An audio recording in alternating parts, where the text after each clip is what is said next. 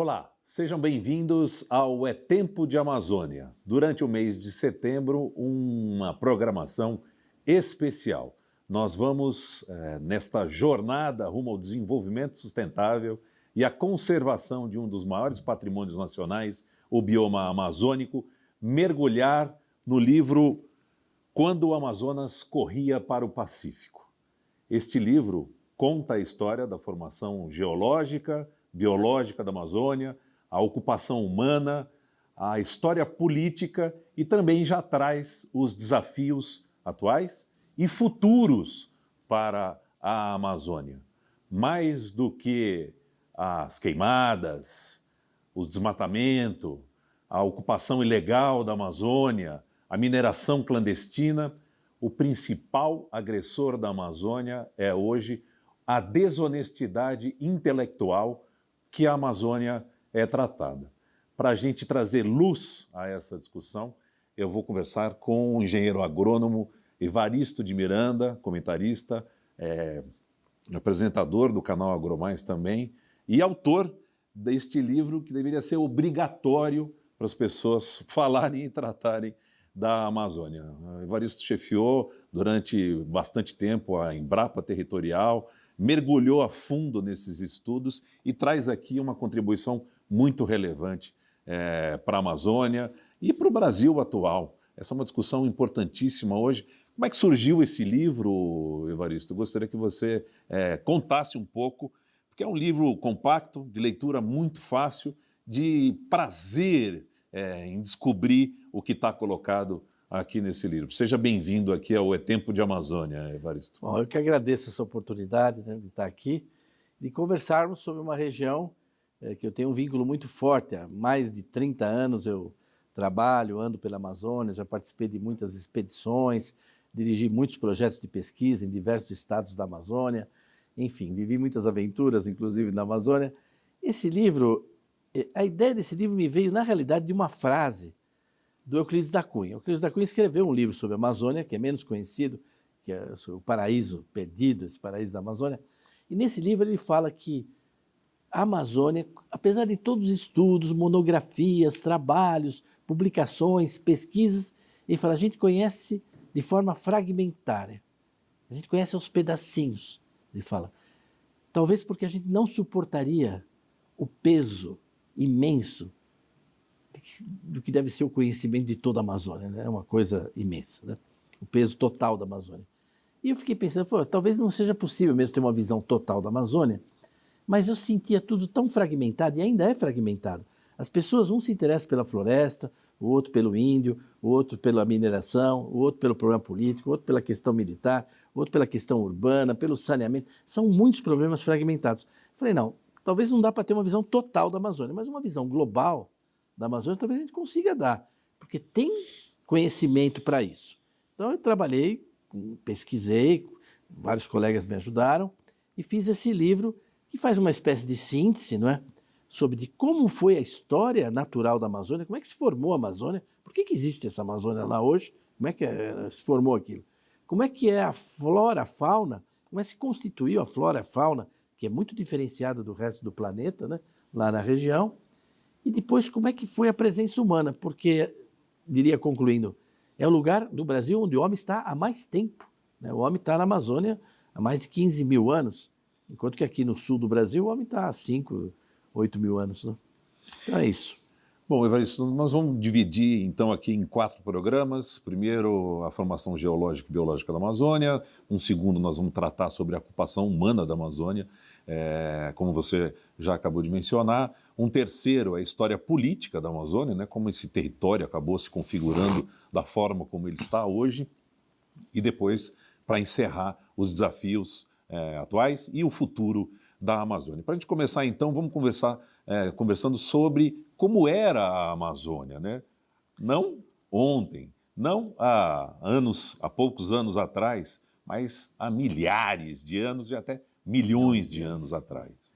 A América do Sul era uma grande ilha, Evaristo. A gente pode começar falando disso? Os nossos ancestrais, ou quem estava aqui, que acabou chegando depois, né? Não existia população Não. humana na Amazônia há milhões de anos atrás, né? Na realidade, quando a gente olha o globo terrestre, né, o que a gente vê os continentes assim, né, mas eles nunca estiveram exatamente aí, né, e nem estarão aí daqui milhões, centenas de milhares de anos. Eles estão todos se mexendo, né? E houve um período no passado em que as partes, vamos dizer assim, terrestres do planeta estavam praticamente constituindo um só bloco, um grande bloco, né? Isso, Uma placa, né? uma grande placa. Isso rachou e pedaços passaram a se deslocar. O Brasil, quando a gente olha o relevo do Brasil, a gente vê que ele encaixa perfeitamente na África, porque realmente eles constituíam um só continente. Mas há 160 milhões de anos, vamos dizer assim, 160 milhões de anos começaram a se separar e a se distanciar. E isso continua até hoje. Quer dizer, todo ano o Brasil se afasta da África, está cada vez mais longe da África. Se o Pedro Álvares Cabral chegasse hoje na Bahia, ele ia achar a Bahia 40 metros mais longe do que ele achou quando ele chegou, né? Uns 40 metros, um pouco mais. É um bom trecho de praia. Né? Andou, tá andando. Tudo isso é móvel, né? Então, agora, os outros continentes, apesar da África separar do Brasil, ela continuou ligada, continuou com uma ligação com o Oriente Médio, né, que tem uma ligação com a Ásia, que tem uma ligação com a Europa, e lá em cima, a Ásia, não é, no que é a Rússia hoje, o Alasca, continuou também ligado com a América do Norte. Então havia pontes terrestres entre todos os continentes. Mas a América do Sul e a Austrália e também a Antártida fizeram 3 blocos isolados. Como a Antártida foi lá para o Polo Sul, lá a vida não foi para frente. Mas no caso da Austrália e da América do Sul, ficaram 2 continentes como 2 enormes ilhas isoladas. Então, durante centenas de milhões de anos, né, quer dizer, muito tempo, a América do Sul era uma ilha, não tinha essa ligação do Panamá. E aí nós tivemos um desenvolvimento da vegetação, que já herdou uma vegetação que veio, quando estava tudo junto já tinha vegetação. Mas, e tinha animais também, tinha dinossauro, tinha tudo isso. Mas houve uma evolução da flora e da fauna muito diferenciada na América do Sul. Tanto que, enquanto você tem a flora da Eurásia, que é a flora do resto do planeta, na América do Sul, a gente chama de domínio neotropical. Quer dizer, é uma flora muito diferenciada do resto do planeta. Que não tem em outra região do planeta, Muita certo? coisa não tem. Quer dizer, os grupos aqui florísticos, eles são específicos. Por exemplo, as bromélias, que todo mundo conhece bromélia, não é? Vai passear na Serra do Mar, está cheio de bromélia, usa como decoração, etc. Mas não tem bromélia fora da América das Américas, não tem bromélia na África, não tem nada, não tem, né? Os cactos também é uma coisa aqui da nossa região, né? No deserto do Saara, em Israel, tudo é muito seco. Tem cacto lá? Não, não tem. É daqui. E os animais daqui, eles tiveram uma evolução bastante diferenciada, porque, primeiro, marsupiais, né? Existem 2 tipos de mamíferos, vamos dizer assim. Os placentários, como nós, como os macacos, como os bovinos, como os cachorros, que vivem numa placenta dentro do útero, né? Os felinos também. Os felinos, todos são... Mas existem os marsupiais. Os marsupiais, que a pessoa mais conhece, o exemplo é o canguru, né? Existe a fecundação, o feto começa a se desenvolver, e assim que ele começa a se desenvolver, ele sai e entra numa bolsa, no marsúpio, e se cria dentro dessa bolsa externa, né? Externa, até ficar um filhote e depois sair da bolsa. E isso acontece também no Brasil, nós temos muitos marsupiais, né? O gambazinho, esse gambá que é comum na cidade, é um marsupial, né? Muito presente no Cerrado? No Cerrado, todo o Brasil tem vários dessa espécie, mas é um animal que vive bem em áreas urbanas, né? Noturno, e depois carrega os filhotes todos nas costas e tal. Então, uma característica nessa época, né, da nossa fauna, eram marsupiais. A segunda característica é que não tinha grandes predadores, não tinha felino na América. Havia felinos, surgiram felinos em outras partes do planeta, né? São predadores, o tigre, o leão, aqui não tinha nenhum felino, né? Então, os predadores aqui eram aves de rapinas, algumas bem grandes até, E depois surgiu o Tilacinus, um grupo, aquele tigre do dente de sabre, mas que é um marsupial. Tinha pouco predador. E aí aqui cresceu uma ordem animal, vamos dizer assim, para concluir sobre essa biodiversidade, muito própria, que a gente chama dos sem dentes, né? Os edentados, a edentata. Quer dizer, é o tamanduá, né? O tatu. Poxa, os dentes são uma defesa fundamental dos animais, né? Eles usam os dentes para se defender, tudo. Imagina que aqui se desenvolveu grupos enormes dentro dessa área. Fundamentalmente é o bicho preguiça, para as pessoas verem, e não morde ninguém, né? Tatu, não morde ninguém. Né? Tamanduá, né? Então essa ordem se desenvolveu e essa foi assim, vamos dizer, durante centenas de milhões de anos isso. Mas depois vão ocorrer mudanças aí nessa América, né? Vão acontecer. Então, só para encerrar a parte da fauna, o tatu é o nosso imigrante mais longevo. Porque o que vai acontecer é que como o continente foi se deslocando em direção a oeste, essa placa, ela encontrou uma outra placa que era do Pacífico, e aí ela começou a outra passar por baixo dela, ela começou a subir os Andes. Os Andes começaram a subir, e isso teve dois efeitos. O primeiro, mais importante, é no caso do Amazonas, que a gente chamava nessa época de Sanosoma, né? Sanosoma porque era um rio que corria para o Pacífico. Toda essa chuva equatorial, assim, claro que não era exatamente o Amazonas, né? Mas ele corria para o Pacífico, que é o nome do livro, quando o Amazonas corria para o Pacífico, né? É uma provocação, porque corria mesmo, desaguava lá em Guayaquil, né? Aquela boquinha assim que tem na América do Sul, era onde o Amazonas desaguava. Foi subindo o continente, e uma hora ele desgastava até as rochas e tudo mais, e uma hora não deu. E aí formou um grande mar interior, vamos dizer, doce, e ele vazou pelo Orinoco, o que é hoje Orinoco. Então ele passou a sair por lá. E ali na América Central, onde América é o Golfo, Central, né? onde é a Venezuela. Toda essa água corria para lá, porque não passava mais pelos Andes. Como o Planalto da Guiana também foi se erguendo mais lentamente, não tão vigorosamente como os Andes, no final ele também não saiu mais por lá e inverteu totalmente o seu curso e sai hoje por Belém. Então houve um tempo que esse rio corria para lá, para o Pacífico, e depois ele inverteu. Nós não temos aqui tempo para detalhar isso, mas a gente tem evidências, demonstrações disso extraordinárias. Mas é uma coisa que nós ficamos sabendo nos últimos 50 anos. A gente não sabia disso. Não se sabia. O Euclides da Cunha não tinha ideia disso, né? Agora, outra coisa que aconteceu é que quando ele foi subindo no mar também. E aí surgiu o Istmo do Panamá. Isso há 1,5 milhão de anos atrás, vamos dizer assim. Quer dizer, bem mais recente. Mas surgiu o Istmo do Panamá. E aí a sua história do tatu. Porque quando surgiu o Istmo do Panamá, a fauna da América do Norte penetrou na América do Sul. Sobretudo os felinos, né? Vieram, não era ainda a onça pintada, mas a gente mandou o tatu, eles mandaram. O nosso soldado que foi para o norte foi o tatu. É o nosso mais valente. Houve a invasão norte-americana, mas houve uma invasão sul-americana também, da América do Norte, que foi o tatu. Até a bandeira do Texas, Isso. hoje tem um tatu. Tem um tatu. É o armadilho e da Astonishing Armadilho, né? O armadilho é o nosso soldado que foi mais longe. O outro soldado nosso que está indo em direção ao norte é o bicho preguiça. Mas ele é um pouco mais lento, né? Mais lento, está na Costa Rica, mas está subindo. Se as florestas ficassem, um dia ele chega no México, chega lá, está subindo devagar, né? Então, houve essa troca faunística. Agora, a entrada dos felinos na América do Sul deve ter sido uma festa, né? Um banquete para eles, esses edentatas que não conseguiam resistir. Então, houve muita transformação na flora e na fauna da Amazônia. Na flora, por quê? Porque muitos animais desses dispersavam sementes, frutos, e acabaram desaparecendo com a chegada dos felinos, etc. Então, isso modificou a flora, mas modificou, sobretudo, a fauna. Tinha havido... Um exemplo interessante é o abacate, né? Sim. O abacate, que é uma planta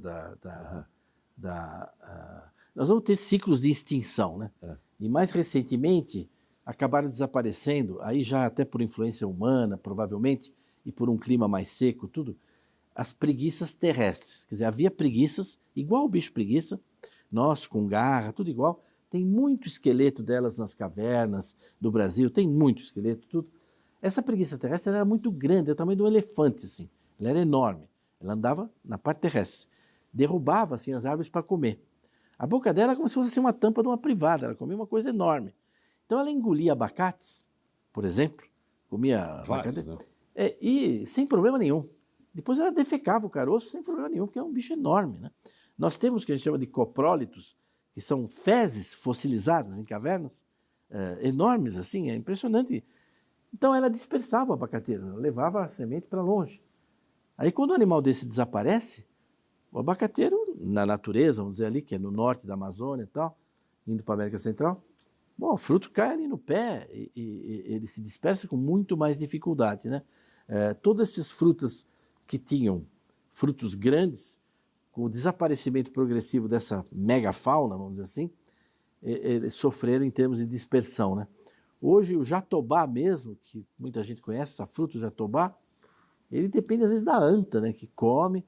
Claro que às vezes apodrece, a chuva leva, mas é muito pouco. Quer dizer, essa dispersão que os animais faziam, a mudança faunística teve efeitos, e ainda está tendo, sobre a vegetação. Mas essa é um pouco a história da nossa biodiversidade. Não é tão extraordinária a nossa biodiversidade. Ficou muito isolada. Ela é até relativamente pobre se a gente compara com outros continentes. Essas mudanças ainda não são consequência da ação humana, né? Nós estamos falando ainda de um período onde chovia muito, muitas áreas alagadas, a sobrevivência dessa fauna dependia muito mais dos seus próprios meios do que de ação. Descreve um pouco esse período aí. Nós estamos falando de um período de quanto tempo atrás? De milhões de anos, de 1 milhão de anos, etc., de 500 mil anos e tal. Não tinha homem nas Américas, não tinha homem, né? Não só na América do Norte, não tinha homem nas Américas. Mas, por exemplo, as pessoas não imaginam, mas os camelos, os camelídeos, eles surgiram na América, né? Os camelos se espalharam pelas Américas, e nós tínhamos até não muito tempo atrás, recente assim, de milhares de anos, uma lhama, uma paleolhama, que tinha muito pelo Nordeste, pelo Brasil, já do jeito que o Brasil é hoje, assim, a configuração, vamos dizer, do território, né? Esses camelos é que entraram pelo norte da América, na Ásia. Quando a gente fala do camelo, né, que a gente vê o camelo de 2 corcovas na Mongólia, ali, de clima frio, chega até o Irã, né? E ali do Irã começa a ter um contato entre o dromedário, que é o que está na África. A gente imagina que aquilo vem de lá. Não, aquilo é o fim de linha dos camelídeos, né? Poucas espécies, enquanto que aqui nós temos alpaca, vicunha, lhama, tudo isso que são camelídeos. Então, essa fauna daqui, ela também acabou colonizando, tem uma história, né, complexa. Agora, eu não entrei assim no livro, quando a Amazonas corria para o Pacífico, em muitos detalhes de tudo isso, mas acho que quem lê vai descobrir essa história da biodiversidade amazônica, né, que é muito particular, muito particular. E não temos nenhum grande animal, né? O maior animal da América do Sul, do Brasil, é a anta, né? Que é o tamanho de um burrinho, né? Na África você tem elefante, girafa, você tem búfalo, você tem animais enormes, né? Aqui não, na Ásia também, né? Não, na América do Sul, nosso maior animal é uma anta. Houve uma miniaturização da nossa fauna. Você cita aqui no livro alguns exemplos, né? Como acabou de falar, dessa preguiça gigante, que era terrestre, e agora o que a gente conhece aqui e pode conviver e convive, são as preguiças que já vivem nas copas das árvores. As arborícolas, né? E acho que um outro animal importante aqui é o macaco.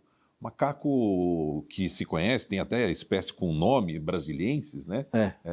Como é que é a chegada dos macacos aqui? Vieram também em balsas acidentais, vamos chamar assim, depois da separação da África? É o que se imagina. São uns 30 milhões de anos atrás, esses rios africanos, como o Níger, são rios muito vigorosos, né, que lançam no mar detritos, derrubam árvores, né? E se imagina... Um pouco mais embaixo o rio Congo também, que tudo, é um gigante. Imensos. Isso, e a corrente marítima, ela vem da África para o Brasil, né? Ela vem da África para o Brasil. Então está sempre chegando coisa vindo da África. Também temos que imaginar que a distância do continente não era tanta como hoje, era menor ainda a distância a você fazer. Mas é o que se estima que os macacos chegaram aqui vindo da África, nesse período, e é um grupo muito restrito de macaco que nós temos, macaco com cauda, né? Não é como o chimpanzé, outros macacos que existem, né? Tem uma diversidade enorme de primatas na África e na Ásia, nós temos muito menos. Os nossos, assim, vamos dizer, entre aspas, não são macacos tão inteligentes, tão hábeis, né? Apesar da gente ter o macaco prego, né? O capuchinho também que eles chamam, é um macaco que usa pedra para quebrar nós, ele já faz várias coisas. Mas a gente evoluiu, o nosso grupo de macacos, acho que nós temos aí umas 40 espécies de macacos, né? Tudo pequeno, tudo arborícolas, saguis, né? Tem um muito pequenininho que é do tamanho de uma escova de dente, 150 gramas em geral que ele pesa. Tem, né? na Amazônia, e é o menor macaco que existe. A miniaturização é uma marca da nossa... A gente já vê os tatus, os ancestrais do tatu eram do tamanho de um fusca, né? Eles cavavam. No Rio Grande do Sul existe ainda túneis que eles fizeram, você entra andando praticamente, de pé. Né? Tudo isso desapareceu. Mas desapareceu não só pela entrada de felinos, etc., mas depois a chegada do homem para eles também, e mudanças climáticas também contribuíram para isso. O fato da floresta ser tão densa também não privilegiava os bichos menores, aqueles rasteiros que podiam passar um pouco mais embaixo. Isso também foi um desafio para esses espécies. Você tem toda a razão. Você tem toda a razão, e a gente vê isso, inclusive, na variabilidade genética dos animais. A maior onça pintada em tamanho são as que vivem no Pantanal, porque espaço aberto, você vai, né? E a menor em tamanho é a mesma espécie, é na Mata Atlântica, né? Em locais muito fechados. A floresta não favorece mesmo, a floresta fechada, grandes animais, né? É um ambiente para pequenos animais, eles se dão melhor com isso, né? Bom, professor, eu quero voltar nesse caso aí do macaco prego. É um macaco que se considera até inteligente. Ele trouxe algumas coisas que é possível perceber na evolução da própria espécie humana. É muito interessante acompanhar esse caso com mais detalhe.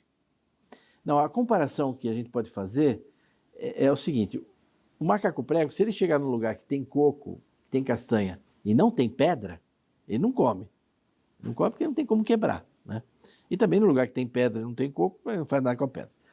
Agora, o Homo habilis, que é um dos ancestrais do Homo sapiens, né? O Homo habilis, a gente sabe que ele fazia isso. E no começo do Homo habilis, 1 milhão de anos lá, durou 1 milhão de anos e pouco, ele usava pedra para quebrar. E era meio parecido com o macaco prego, porque onde tinha coco, você acha, tinha pedra que ele quebrava, né? Só que no final da evolução do Homo habilis, por causa dessa habilidade, né, dele, a gente vê que ele desenvolveu uma bolsa, né? Ele carregava as pedras, porque você encontra pedra que não é do lugar lá, com as castanhas, ele foi transportada. E aí, quando ele começou a carregar pedra, 2, 3 pedras para poder quebrar a castanha, onde tinha castanha ele comia, porque ele chegava com as pedras. Isso permitia ele se deslocar, né? Se deslocar e aproveitar muito melhor os recursos, porque ele levava junto um utensílio muito primitivo, muito primitivas as coisas que o Homo habilis fez, mas esse é um deles. Que foram descobertas aí pelo macaco prego. Eu acho assim, o macaco prego, se nós preservarmos o habitat, não é? Numa dimensão razoável, e como a gente não pode pensar nas coisas para 5 mil anos, tem que pensar para muitos milhares de anos, né? Existe um destino para tudo isso, essas coisas estão evoluindo. Ele acha que provavelmente, talvez ele chegue um dia a fazer isso. Alguma forma de levar a pedra e ser capaz de comer em qualquer lugar. Eles estão evoluindo, está tudo evoluindo, nada é fixo, nada é fixo. Bom, a gente está chegando quase ao final desse nosso primeiro programa. Eu queria falar um pouco ainda sobre a evolução da vegetação aí na região amazônica. A Amazônia, ela é dinâmica, né? O cerrado tem regiões ali de transição ou de cerrado amazônico. A gente consegue observar isso por aqui no livro. A savana também teve próximo ali, ou não é a savana exatamente, mas uma coisa parecida com a savana, né? O Cerrado propriamente. Comenta um pouco essa questão da formação da vegetação aí da Amazônia ao longo desses tempos, né, Evaristo? A vegetação, nós da ecologia, né, nós falamos que é a emergência espacial da flora, né? A flora se transforma em vegetação, ela emerge espacialmente da origem à vegetação. A vegetação da Amazônia é muito tributária do clima e tributária também do clima no sentido macro, porque constantemente chove nutriente na Amazônia. Quer dizer, do Saara, quer dizer, tem uma poeira do Saara que vem e chove e nutre aquilo lá. Então já existe uma adubação vindo de lá. Também quando o clima ficava mais seco, a floresta ela recuava para a calha dos rios, para lugares mais úmidos, e expandia vegetação aberta, campo aberto, campo rupestre, cerrados, campo limpo. Então há períodos em que a floresta ficou muito pequena, reduzida a manchas pequenas, e há períodos em que ela aumentava. Na época das glaciações, toda vez que teve glaciações, a floresta recuou muito, ficou em verdadeiros refúgios assim, de floresta. Depois ela voltava a progredir. Então a floresta está acostumada a essa sanfona lá na região, né? E muita gente já fica aí profetizando que vai savanizar, vai virar uma savana, etc. e tal. Essa é um pouco a história. É uma vegetação, já foi mais exuberante, já foi menos exuberante, só que agora tem muitos outros fatores, que é a chegada do homem, a fragmentação, tudo isso, né? É disso que nós vamos tratar no próximo programa. É Tempo de Amazônia, uma jornada rumo ao desenvolvimento sustentável e a conservação de um dos maiores patrimônios nacionais, o bioma amazônico. Nós vamos falar disso no próximo programa. Quero agradecer ao Evaristo e daqui a pouco, na semana que vem, você vai acompanhar mais esse capítulo. Muito obrigado pela sua assistência. Nós temos um encontro marcado. Até a semana que vem. Até lá.